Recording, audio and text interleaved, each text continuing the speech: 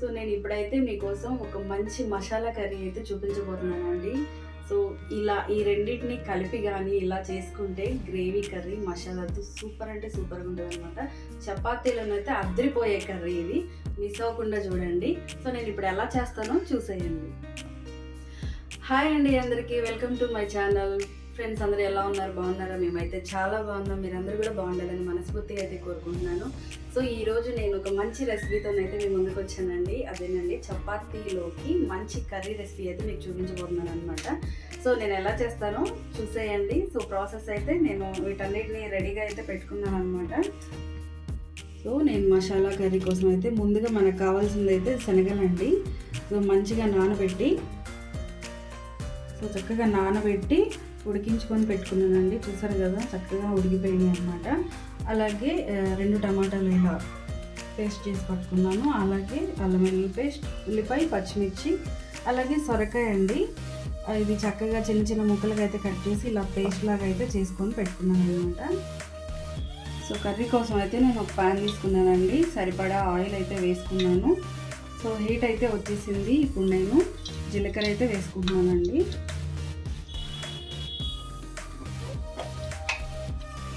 So జీలకర్ర అయితే వేసేసుకున్నాను కదా. ఇప్పుడు మనం ముందుగా గ్రైండ్ చేసి పెట్టుకున్న ఉల్లిపాయ, పచ్చిమిర్చి వేసేసుకున్నాం. ఇప్పుడు దీన్ని అయితే చక్కగా పచ్చి వాసన పోయేంత వరకు అయితే వేయించేసుకుందామండి. చక్కగా ఇలా తిప్పుకుంటూ దీన్ని అయితే పచ్చి వాసన పోయేంత వరకు అయితే వేయించుకుందామండి.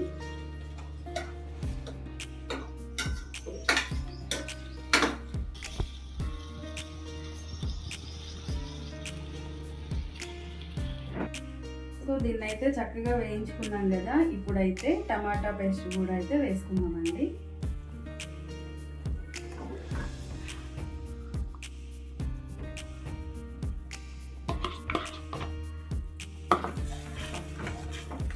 దీన్ని కూడా చక్కగా ఉడికించేసుకుందాము.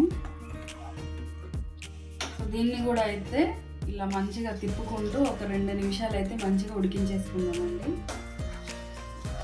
ఇదైతే మంచిగా ఉడికిపోతుంది కదండి. ఇప్పుడైతే ఈ సొరకాయని మంచిగా మనం పేస్ట్ చేసి అయితే పట్టుకున్నాం కదా. ఇప్పుడు దీన్ని అయితే వేసేసుకుందాం. ఇప్పుడు దీన్ని కూడా నెమ్మదిగా ఇలాగా కలిపేసుకుంటూ ఉడికించేసుకుందామండి. సో మెయిన్ అయితే ఇదేనండి. ఈ సొరకాయ గ్రేవీ అయితే కలిపితే మామూలుగా ఉండదండి. సూపర్ అంటే సూపర్ టేస్ట్ వస్తుంది అన్నమాట. ఒకసారి చేసుకుంటే మళ్ళీ మళ్ళీ చేసుకుంటారు, అంత బాగుంటుంది కర్రీ అయితే. చూసారు కదా, చక్కగా ఉడికిపోతుంది కదండి. ఇప్పుడు మనం అయితే దీంట్లో అల్లం వెల్లుల్లి పేస్ట్ అయితే వేసుకుందామండి. దీన్ని కూడా కలిపేసుకొని ఇప్పుడు మనం నెమ్మదిగా దాన్ని ఉడికించుకుంటూనే కొంచెం కొంచెం గ్యాప్తో అన్నమాట ఉప్పు, పసుపు, కారం అయితే యాడ్ చేసేసుకుందాము. ఇప్పుడైతే రుచికి సరిపడా ఉప్పు, అలాగే కొంచెం పసుపు, అట్లాగే కొంచెం కారం అన్నమాట. ఎందుకంటే మనం పచ్చిమిర్చి యాడ్ చేసుకున్నాం కాబట్టి కొంచెం ఘాటుగానే ఉంటుంది, అందుకని కొంచెం లైట్గా అయితే వేసుకున్నాము.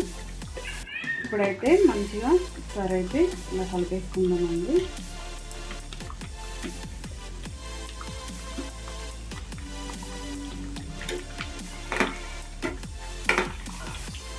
స్మెల్ అయితే అబ్బరిపోయిందండి, మామూలుగా రావట్లేదు.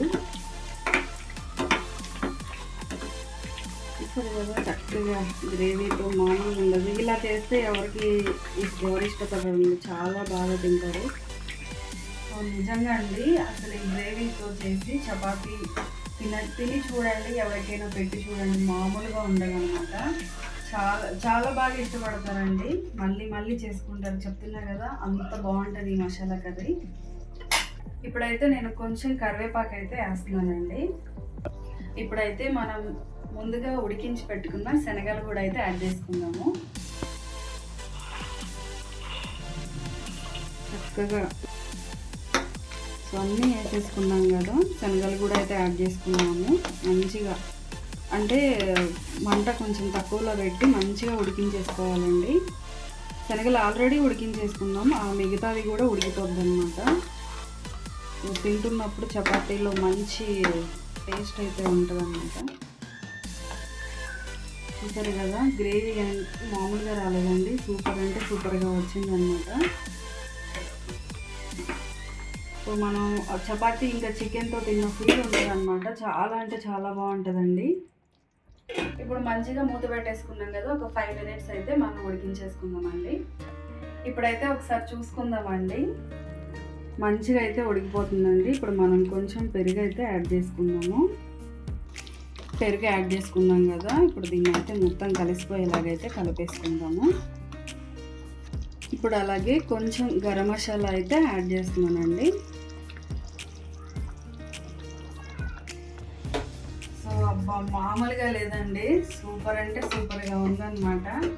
1-2 చపాతీలు తినేవాళ్ళు ఖచ్చితంగా 10 చపాతీలు అయితే తినేస్తారు ఈ గ్రేవీతో, అంత టేస్టీగా ఉంటుంది.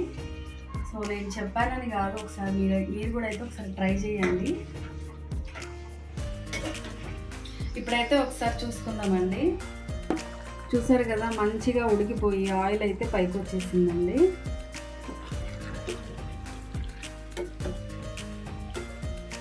ఇప్పుడైతే ఇంకా మనం కొత్తిమీర అయితే యాడ్ చేసుకుందామండి.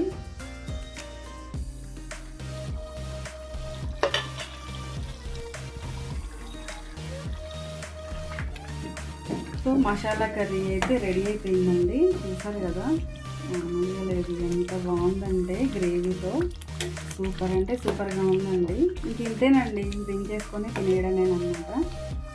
చూసారు కదా, చక్కగా ఉడికిపోయింది.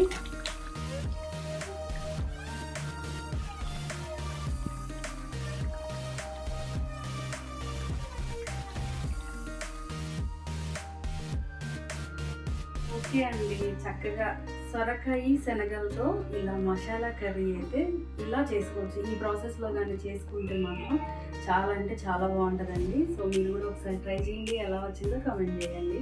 సో ఫ్రెండ్స్, ఈ వీడియో మీకు నచ్చితే లైక్ చేయండి, షేర్ చేయండి, సబ్స్క్రైబ్ చేయండి.